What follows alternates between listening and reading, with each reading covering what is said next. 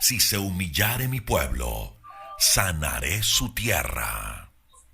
Aquí comienza su programa, Aprendiendo de Gobierno Civil Bíblico.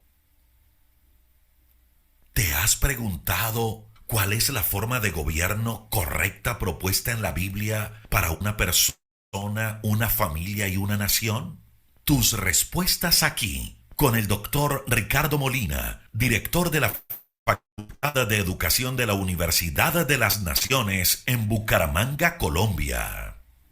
Le damos un cordial saludo, bienvenida para todos nuestros oyentes, seguidores de nuestras redes sociales y por supuesto esta es su emisora Busco en ti Radio, porque recuerda que donde estás no es el final. Estamos iniciando semana y bueno, continuando con nuestra programación, contamos con la presencia del doctor Ricardo Molina y Michelle Carreño en su segmento Gobierno Civil Bíblico. Así es que les damos la bienvenida. ¿Cómo estamos hoy? Muchas gracias, Jorge, por la bienvenida. Y sí, estamos felices de regresar con una semana nueva en la cual seguimos hablando de ese tema que nos parece tan importante, que no viene de parte de nosotros, sino que viene de parte directamente de la Escritura. Y es que aquí hablamos de lo que creemos que el Señor ha designado para cómo debe ser el gobierno civil, pero también para cómo deben ser las naciones, las familias y los individuos. Y por eso el día de hoy tenemos un tema que va relacionado con todo esto, con la transversalidad de la soberanía de Dios en cada persona y en cada entidad. Y por eso tenemos la política civil bíblica, que es nuestro tema del día de hoy. Y bueno, Ricardo, estás aquí, bienvenido. Muchas gracias, Michelle, un placer, un saludo para todos los que nos siguen en vivo y en directo y los que nos verán en diferido en cualquier parte del mundo. Pues sí, hemos estado hablando, Michelle, siempre en este programa sobre la propuesta de Dios, que sí existe una forma de gobierno que produce libertad y prosperidad para todos. La semana pasada, Michelle, el programa estuvo muy bueno. Estuvimos hablando de leyes fundamentales, tuvimos una abogada con nosotros que tiene entendimiento. En fin, hemos tocado temas demasiado claros y contundentes para Colombia. En estos días, la cosa se pone más emocionante, porque son los últimos días para llegar al 19 de junio, día de elecciones, y tenemos dos candidatos que se postulan para la presidencia de la República de Colombia. Por supuesto que nosotros, pues, como todo el mundo lo sabe, estamos por la libertad. Nos inclinamos a todo lo que soporte, apoye los derechos que Dios nos ha dado. Derechos religiosos, derechos económicos, derechos de viajar, derechos de hablar, en fin, todo lo que permita que esos derechos dados por Dios se sostengan y crezcan, eso apoyaremos. Por esa razón, nosotros no apoyamos aquí el comunismo socialista del siglo XXI. No lo apoyamos en ninguna manera. Apoyamos a Colombia. ¿Qué le conviene ahora mismo a Colombia? Entre los dos candidatos, la realidad, conviene solamente uno, y es el ingeniero Rodolfo Hernández. Yo quiero, Michelle, que me dé la oportunidad voy a poner el videito que hiciste tú esta mañana, para que nuestros seguidores lo vean aquí. Entonces, ¿lo pongo yo o lo pones tú? Pues, Ricky, si tú puedes, ponlo tú. Bueno, entonces, vamos a ver si funciona.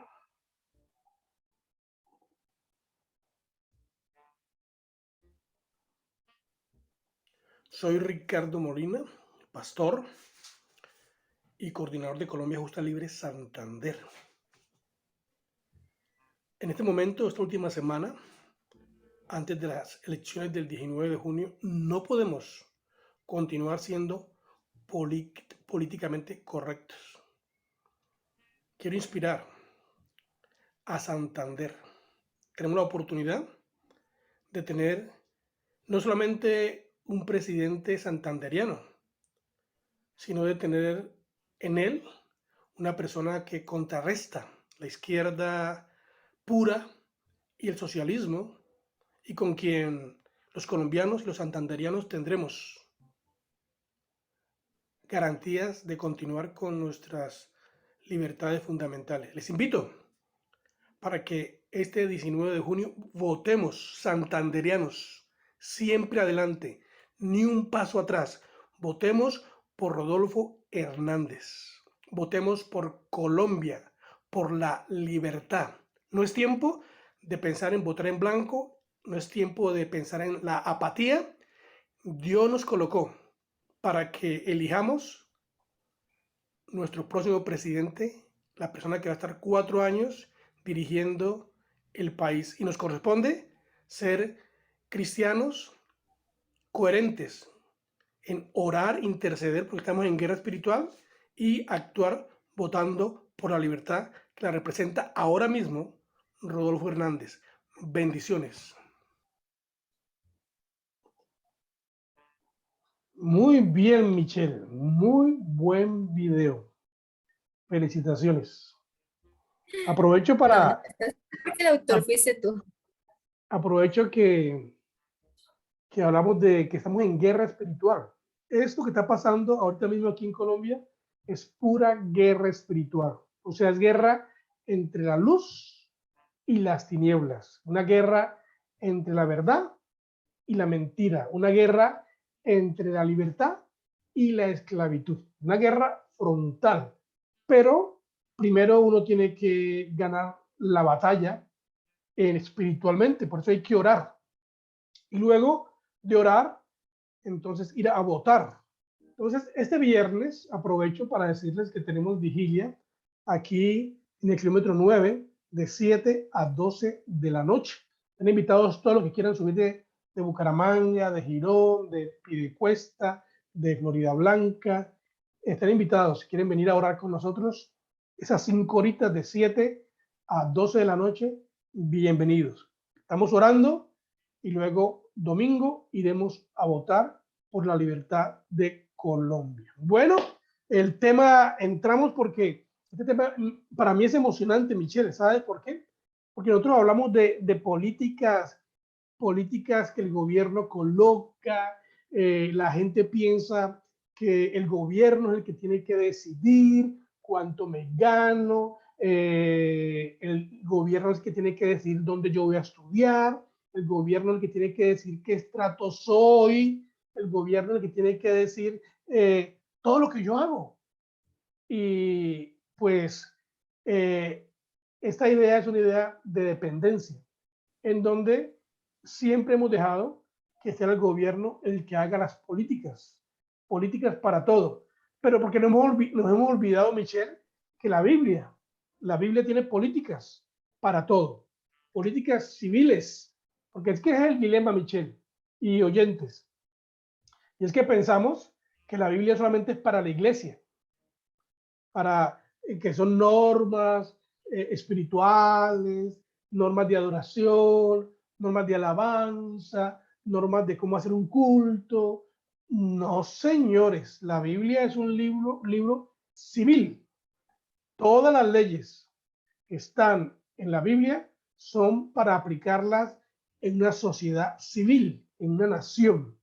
Y nosotros estamos en una nación. Entonces, es muy importante entender que si no aplicamos la política civil de parte de Dios, entonces, por esas razones que estamos nosotros sumergidos en conflictos sociales. No, por ejemplo, una cosa que determina el gobierno es a qué estrato tú perteneces. Si tú perteneces al estrato 1, tú eres pobre y mereces ayuda, o al 2 o al 3. Pero de ahí en adelante, si tú perteneces a otro estrato, entonces no te ayudamos, te quitamos para darle al 1, al 2 y al 3. Y entonces esto se convierta en un círculo vicioso. Unos que trabajan y otros que viven del trabajo de otros. Déjame leerte, Michelle, voy a poner las gafas para ver cómo veo con gafas. Súper Mi bien, esposa me Ricardo. dice que me veo muy interesante. ¿Ah? Muy intelectual. Sí, eso me dice mi esposa. Ponme las gafas otra vez porque a mí me gustan los intelectuales. Bueno, quiero leerle esta introducción. Michelle dice, sobre Cuba, una comparación entre Cuba y Estados Unidos, entre la esclavitud y la libertad. Dice, miles de cubanos han arriesgado sus vidas en balsas improvisadas, navegando alrededor de 145 kilómetros a mar abierto para alcanzar una mejor vida en Estados Unidos. Muchos han muerto intentando escapar. Esto nos lleva a preguntarnos, ¿por qué tantas personas han dicho esencialmente, dame libertad o dame la muerte, huyendo de un país comunista para llegar a Estados Unidos?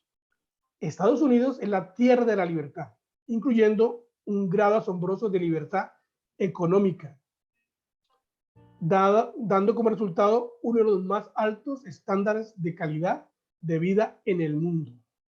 Un salario promedio cubano es de $20 por mes. Los estadounidenses pagan eso a sus hijos por hacer un par de horas de trabajo no calificado. Cuba ha tenido algunos cambios recientemente, pero aún está lejos de ser una sociedad de libre mercado o una sociedad libre. Usted puede vender algo que haya hecho o recibir el pago de un servicio. Sin embargo, no puede comprar algo y luego venderlo para obtener ganancias. El gobierno es quien lo hace. Tampoco reconocen formalmente a los dueños de pequeñas empresas. Una empresa que no es propiedad del gobierno no puede importar o exportar, lo que resulta en la severa limitación de sus mercados. Hay gran desigualdad de ingresos entre Cuba y Estados Unidos y existe una razón para ello. ¿Cómo se llama esa razón, Michelle? La libertad. Socialismo. Claro.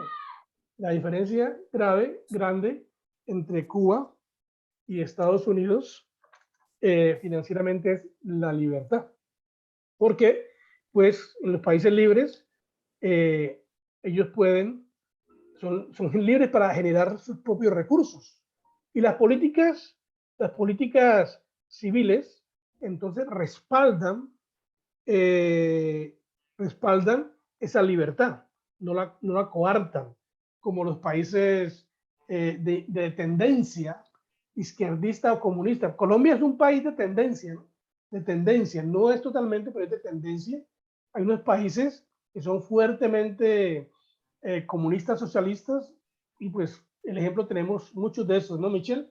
Tenemos Venezuela, pues tenemos Cuba, tenemos Nicaragua, tenemos Bolivia, y ahora está entrando Chile a la lista, porque eligieron una persona con esa tendencia, y los chilenos ahora están arrepentidos de haber elegido ese hombre pensando que era el salvador social. Se olvidan que el salvador social no es un hombre, no es una religión, es Dios. ¿Qué piensas de eso, Michelle?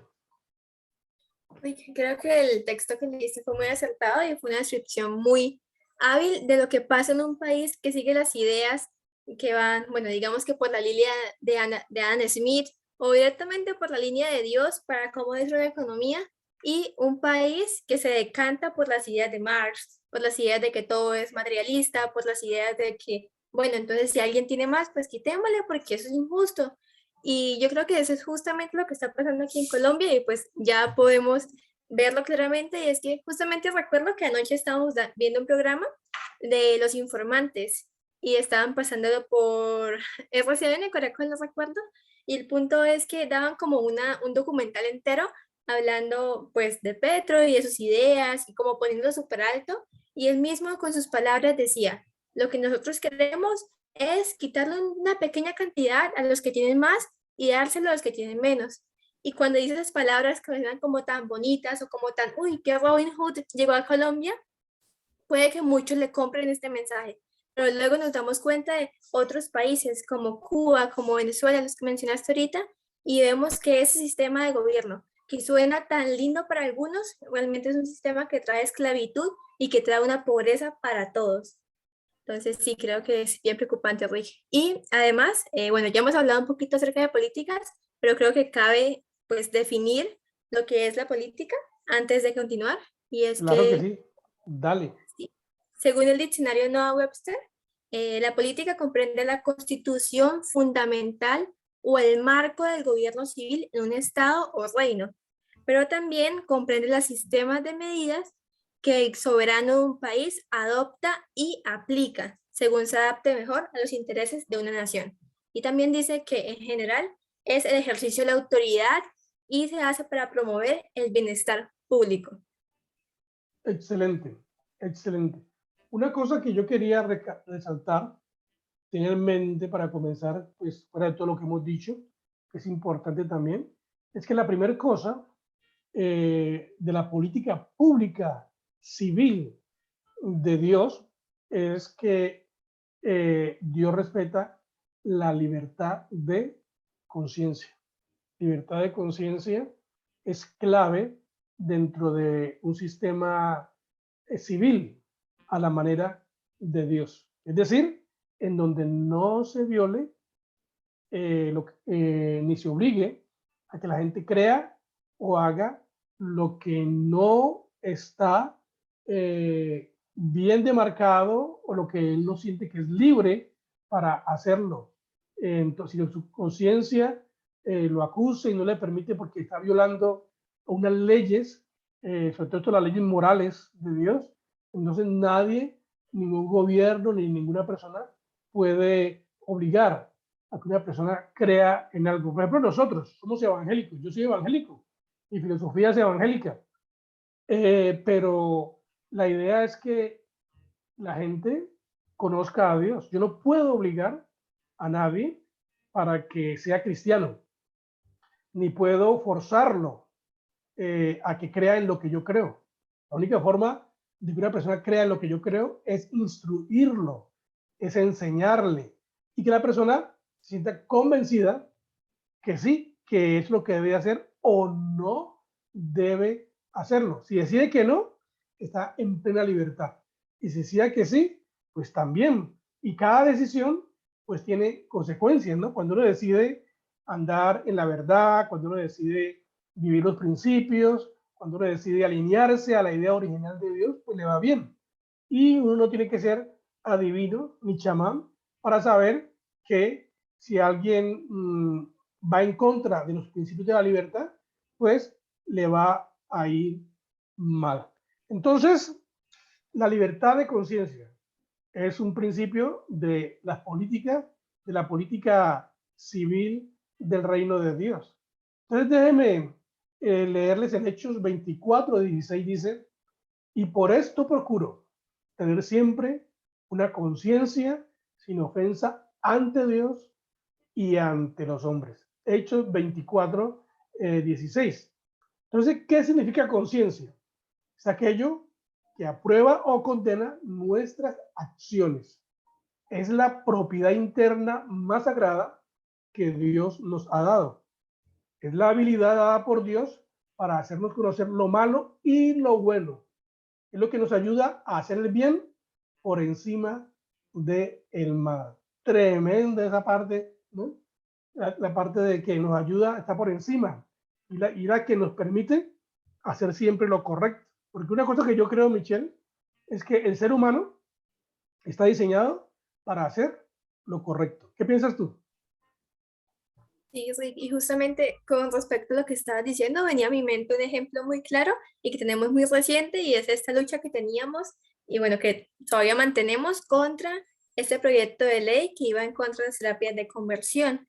Y yo creo que en este momento fue cuando, pues, no solamente los cristianos, sino muchas personas, como que su conciencia les acusó diciendo, bueno, ¿cómo no vamos a ayudar a alguien que solicita una ayuda, que solicita salir de, no sé, de la homosexualidad, que solicita salir de sus problemas? Del Y alcoholismo, por ejemplo, de droga, o una persona que es mentirosa, que tiene algunos hábitos así tan fuertes y pide ayuda.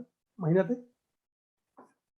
cómo no poder ayudarles, ya sea con una conversación, con una oración. Y justamente por eso es que no solamente el pueblo cristiano, sino también muchos otros se levantaron diciendo esto es incorrecto. ¿Cómo vamos a legalizar algo como esto que penaliza a los que quieren ayudar, a aquellos que solicitan ayuda o que simplemente la necesitan, la piden a gritos?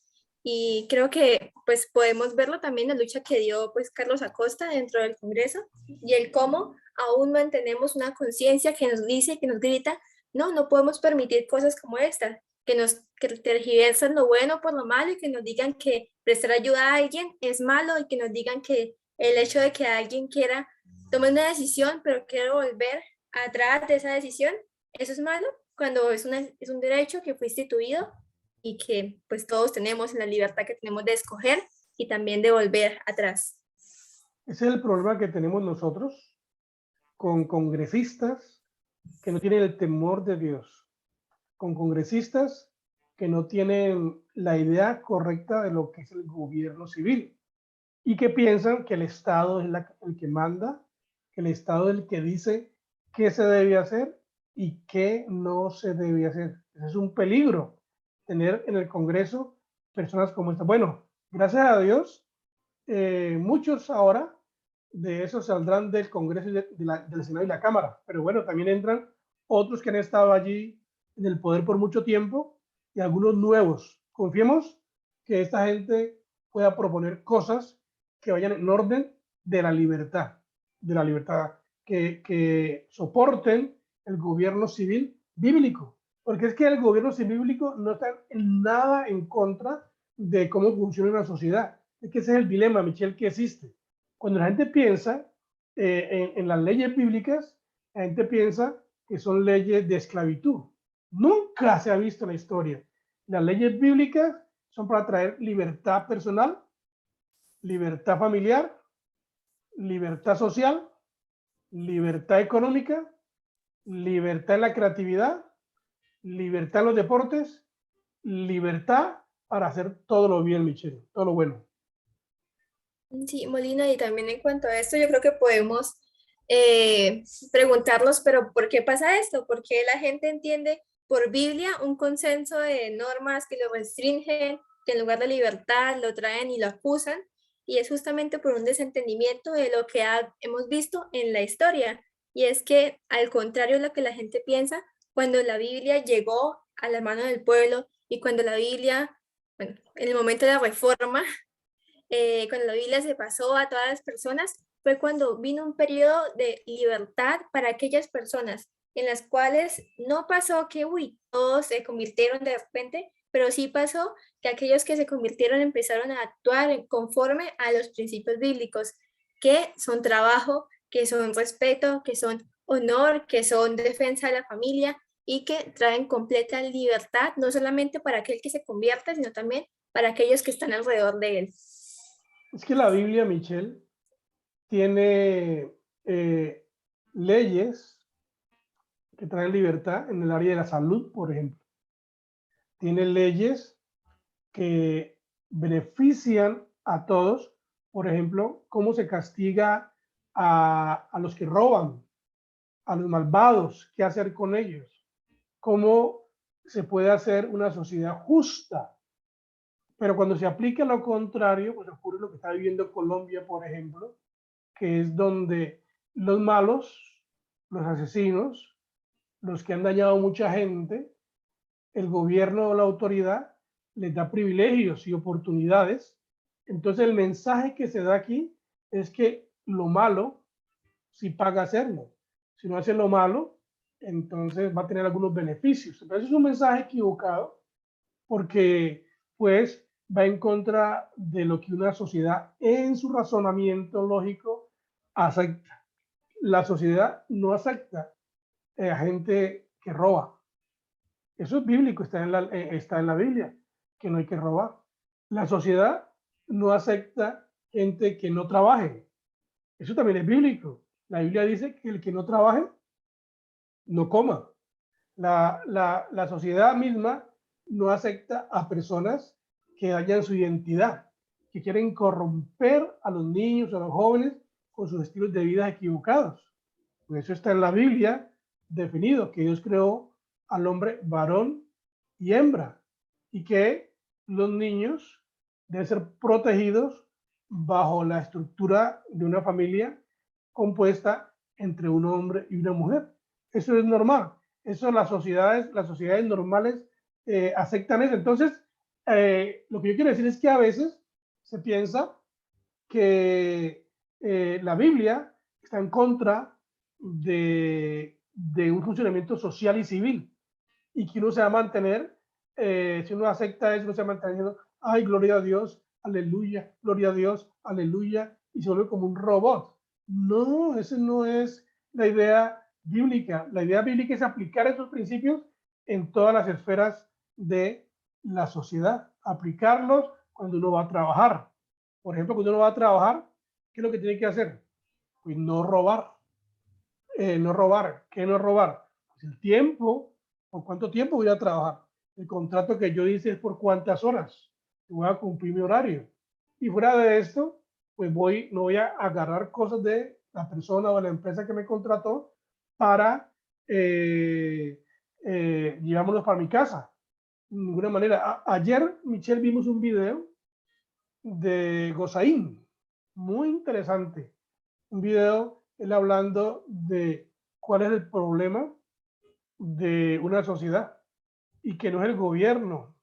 Creo que él decía, el problema del gobierno, el problema no es el gobierno, la materia prima de la sociedad, que está mal, que no tiene morales, que no cumple, que roba, hablando de la malicia indígena, muchas cosas así que hacen que haya un comportamiento indebido, que no respeta la propiedad privada, que no respeta a la mujer del prójimo, que ¿cómo se dice? Da chismes o difama a otras personas. Dice, este es el problema de un gobierno, que la materia prima que hay está dañada. ¿Y cuál es la materia prima? Y él decía, mírese en el espejo. La materia prima de una sociedad es usted y soy yo. Muy interesante ese video, porque si nosotros queremos que la sociedad sea libre realmente, pues tenemos que aplicar los principios de libertad. Por ejemplo, una cosa, Michelle, que yo me preocupo mucho cuando estoy en la calle, es que no se respetan las señales de tránsito, por ejemplo. Otra, es que la gente que va en su carro, come en su carro y la basura la tira a la calle.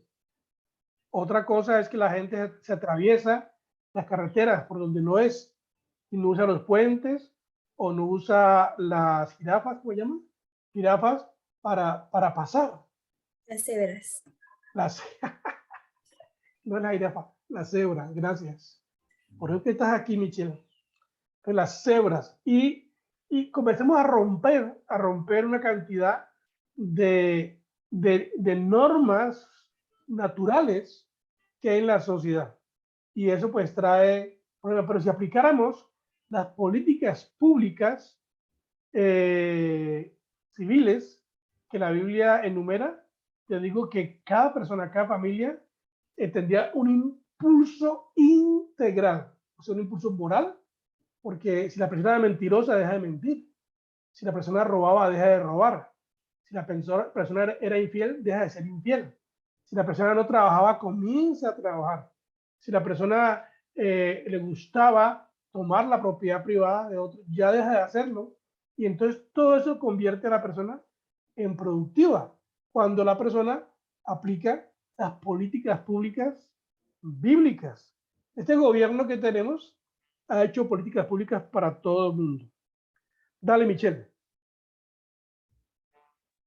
Bueno, lo que estabas hablando ahorita me recuerda mucho que en King's Kids, que es el ministerio al que pertenezco y que somos en su mayoría jóvenes y de otras familias, pues estamos estudiando un libro que es Levíticos. Y Levíticos, pues podría llamarse como un libro en el cual hay muchísimas leyes, una recopilación de todo lo que Dios le decía a su pueblo. Y una pregunta que surge mucho cuando estamos leyendo cada una de estas leyes es, ¿pero por qué Dios pone tantas leyes? ¿Por qué parece que Dios fuera un Dios tan injusto que no deja que la mujer con el periodo esté dentro del campamento, que le dice que se aparte, que manda a las personas a bañarse todo el tiempo? Y esas preguntas surgen muy seguido, pero realmente cuando vamos a ver cómo Dios estaba formando esa sociedad que llamamos Israel, la estaba formando como una nación que pudiera estar apartada de las naciones como Egipto. Y asimismo yo creo que estas leyes pueden seguir aplicando para nosotros, y es el hecho de, bueno, aquella nación que escucha a Dios y lo obedezca y obedezca estas leyes, tiene garantizado que va a ser una nación próspera. Y me hace recordar también como el hecho de que Dios no da ninguna ley porque sí, o solamente para cohibir, sino que Dios da leyes para nuestra protección precisamente. Incluso, pues en Levítico 15 habla de, bueno, que Esta nación debe lavar su ropa y bañarse en agua. En Deuteronomio 23:12 habla de, bueno, con el excremento humano no pueden hacerlo afuera de sus casas. Y todas estas leyes, que para nosotros pueden ser como tan normales, para ellos era algo completamente nuevo. Y aún hay muchas leyes dentro de la Biblia que nos pueden parecer como un poco extrañas en nuestro tiempo, pero si vamos a ver la lógica detrás de ellas, podemos ver que ninguna ley es un porque sí, porque se le dio la gana al Señor, sino es una ley que Dios pensó para aquellas criaturas que Él diseñó. Y por eso es que podemos decir que solamente Él sabe cuáles políticas debemos usar. No solamente el gobierno civil, como bueno, el presidente establece las políticas, pero también cada padre establece las políticas dentro de su familia. Cada pastor incluso establece las políticas dentro de la iglesia y todas estas deben ser nada más que imitaciones de aquella constitución que ya tenemos, que es la Biblia. Eso es muy importante porque normalmente la gente espera siempre eso, que sea el gobierno que determine. Entonces la gente me dice a mí, bueno, lo que usted dice es tan bonito, pero ¿qué hacemos en un gobierno como este donde las leyes son injustas? ¿Qué hacemos?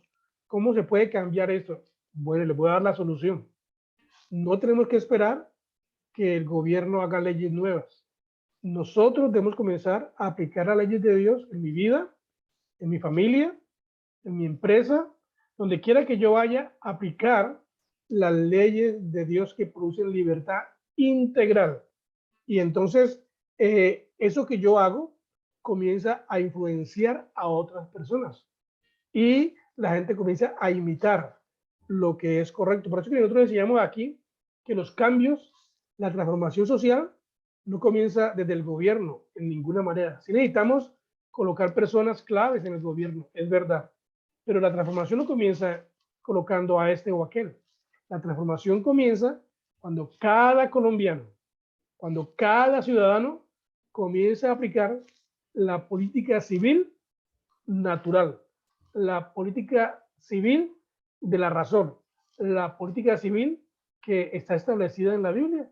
Y esto solamente lo que produce genera, esto genera un poder individual que hace que la sociedad cambie, se transforme. Entonces, la solución al problema de transformación social, pues otra vez no está en el gobierno, tenemos que votar el domingo, claro que sí, pero está en aplicar los principios políticos, o sea, es decir, políticas son leyes, las leyes que Dios ha dado para una sociedad civil, aplicar las leyes que Dios ha dado para una sociedad civil en donde se respete al individuo. Oiga bien, eso es importante también, respetar al individuo. ¿Qué es lo que hace que no se respete el individuo?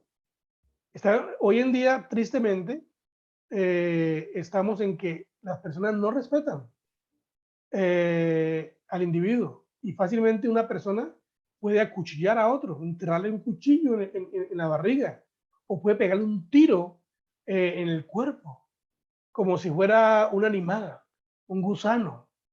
Y eso se hace debido a que se ha perdido el concepto de realmente quién es el hombre. Que el hombre, algunos piensan que como el hombre es un animal, entonces uno menos. Y entonces no importa si se muere o lo que le pase, si queda inválido, si queda mocho, si queda postrado, no importa. Pues sí importa, sí importa. Y no es sociedad civil bíblica, eso no se va a dar, porque la gente lo primero que realza es el valor del individuo, que el individuo es hecho a imagen y semejanza de Dios. Y claro, de ahí se desgaja pues, una cantidad de situaciones, de consecuencias, una cantidad de acciones que comienzan a generar entonces seguridad dentro de la sociedad. Entonces, pues en Proverbios, Michelle, tenemos muchos versículos donde se habla, por ejemplo, que hay que trabajar honestamente sin necesidad de que haya supervisión. Eso está ahí en Proverbios 6, del 9 al 10. Pero claro, una persona trabaja sin supervisión porque tiene un carácter, ¿qué? Cristiano. Cristiano. Ahí se marca la diferencia. Por eso es que nosotros tenemos que tomar la Biblia y levantar esos principios que sean aplicados. Porque entonces, si una persona aplica los principios de integridad y honestidad, pues va a trabajar sin que alguien le supervise. Otra cosa es que va a ser diligente. Proverbios 10:4 habla de que las personas son diligentes. Otra cosa que está en Proverbios 10:16 es que el trabajo conduce entonces a una vida productiva. Tú sabes, Michelle, que tenemos una generación de jóvenes que no quieren trabajar, que quieren solamente depender de papá y mamá. Y hay algunos que están en la universidad y quieren vivir toda la vida en la universidad, estudiando, para no trabajar. Y otros, pues, hoy en día se esconden dentro de la protesta violenta, porque también eso crea una subcultura dentro de la sociedad para no trabajar por una falsa causa. Entonces, aquí la Biblia dice que hay que ser diligente en el trabajo y que el trabajo conduce a una vida productiva. Mira, Michelle, cuando yo hablo de la presidencia, por ejemplo, mucha gente me ha preguntado, pero el nuevo presidente, ¿él va a seguir con los subsidios? ¿Él va a seguir con las familias en acción? ¿Él va a seguir dando plata a los jóvenes? ¿Él va a seguir apoyando el estudio? ¿Él va a seguir haciendo? Yo digo, no se preocupe por esas cosas. Entonces el otro mensaje es que van a dar todo gratis. Nada de gratis. El gobierno sí va a ayudar, por supuesto. Es parte de su estructura, parte de su deber. Pero debe crear, fuera de la ayuda que da, que debe ser mínima, el gobierno tiene que permitir que la gente trabaje y gane su dinero con su propio sudor. Trabaje lo que sabe, si estudió, aplique lo que trabaje, Michelle. Sí, Rick, y justamente cuando estabas tocando el tema de los jóvenes, bueno, estábamos hablando con un amigo hace un tiempo y hablábamos, él estudia en la UIS y él habla de cómo la mayoría de sus compañeros llegan a la universidad con unos carros último modelo, con una moto último modelo, pero se supone que tienen CISBEN de estrato 1 y por lo tanto tienen la matrícula 0, que es una ayuda de parte del gobierno. Y aquí vemos cómo el gobierno mismo falla en cómo él redistribuye los bienes. Y esto pasa porque el gobierno no tiene la capacidad para hacerlo y tampoco tiene responsabilidad para hacerlo, sino que es una No tiene por qué responsabilidad. redistribuir nada, claro. Es algo que nosotros le hemos dado al gobierno y le hemos dado el poder al gobierno para que él lo administre y él no sabe administrarlo. Y esto podemos verlo en cómo muchas personas también disfrazan su hogar y pasan como si ven número 1 para justamente adquirir estos beneficios supuestamente, cuando esos beneficios, en lugar de traer un beneficio, valga la redundancia, lo que trae es una esclavitud de parte del gobierno y también trae para toda la familia un espíritu de, bueno, entonces quedemos de pobreza porque si trabajamos y tenemos una empresa, pues el gobierno nos va a pedir más y más dinero en lugar de darnos más y más dinero. Así es. Esa es la realidad, Michelle, la realidad que ocurre con nuestra juventud. Por ejemplo, en Bucaramanga, Colombia, en Bucaramanga hay una calle que tiene un nombre feo, no me acuerdo cómo es una calle, y cuando uno pasa por esa calle que es en cabecera, todos personas que uno ve en esa calle, a partir de las 8 de la noche, 9 de la noche, son jóvenes universitarios, jóvenes tomando licor, fumando, involucrados en sexo. Creo que le dice la calle Picha, creo que ese es el nombre, me parece, en Bucaramanga. Y yo he pasado por ahí, yo digo, wow. ¿Ah? La cuadra Picha. La cuadra Picha. Y entonces yo he pasado por ahí y veo pocos jóvenes con relojes, con carros, como tú dices, bien vestidos, bien peinaditos, con ropa de marca, y todos los días ellos están ahí en esa cuadra, ese bloque, están tomando en el vicio. Yo digo, estos muchachos, ¿cómo pueden tener tanto? ¿Cómo pueden gastar todos los días tanto? ¿De dónde sacan dinero y no trabajan? No trabajan. Están en la universidad. ¿Cómo puede ser esto? Bueno, ahí viene un dilema grave, y es que lo sostienen ¿quiénes? Los padres. Los padres sostienen a estos muchachos para que sean vagos. Claro, también el gobierno, porque muchos de ellos tienen lo que llama subsidios. Los jóvenes en acción, que le dan mensualmente una partida, claro, que comparado con lo que ellos se gastan, es una miseria, porque lo que da el gobierno es poquito. Entonces, ¿de dónde sacan tanto dinero? Pues tiene que ser que los padres lo dan, porque no son narcotraficantes, aunque meten marihuana y de todo. No creo que tengan negocio de prostitución, no creo, pero tienen plata. No venden licor, lo consumen, lo consumen. Bueno, ese es el asunto, lo que crea unas políticas que no son civiles bíblicas, las políticas humanistas sin Dios.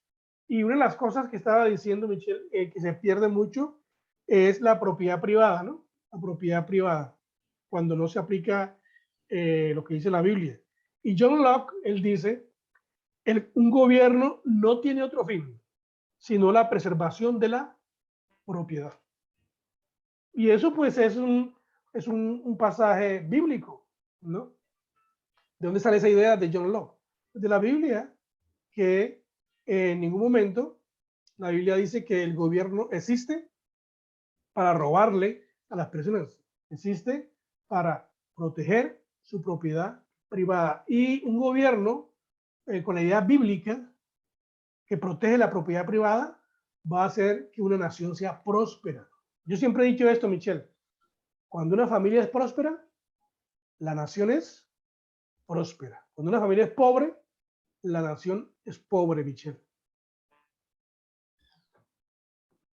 Bueno, Molly, la verdad es que el tiempo pasó muy, muy rápido, ya solamente nos quedan unos minutos en el programa, pero creo que de todo esto podemos resumir el hecho de que la ley de Dios es perfecta y que las políticas que Él ha establecido son todas correctas y que todas apuntan a la libertad del individuo primeramente, pero también de toda una nación.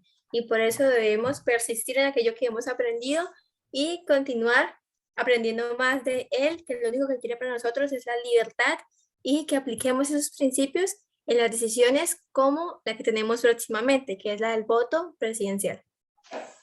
Claro que sí. Y pues ahorita mismo no tenemos un representante que se identifique con los principios civiles bíblicos, no con todos, pero implícitamente el representante sí soporta unos principios fundamentales que tiene una sociedad, como es la libre empresa, como es trabajar, como es ahorrar, como es la familia entre un hombre y una mujer, porque ese representante tiene un matrimonio de 50 años, tiene un matrimonio de 50 años con una sola persona, el otro tiene 3 matrimonios, hijos por aquí, hijos por allá, en fin, hay muchas cosas al respecto, tenemos que aprender, como dice Michelle, hay una forma de gobierno político civil que trae libertad y prosperidad para todos. Nos despedimos de todos. Michelle, despide el programa. Bueno, muchas gracias a todos los que nos acompañaron y también los que nos verán en diferido. Y simplemente les pedimos que sean ustedes, por favor, reflexionando en esto y que si nos ve antes de aquel 19 de junio, que pueda pensar y votar a conciencia primeramente. Así que nada, bendiciones del Altísimo. Bendiciones. Bendiciones.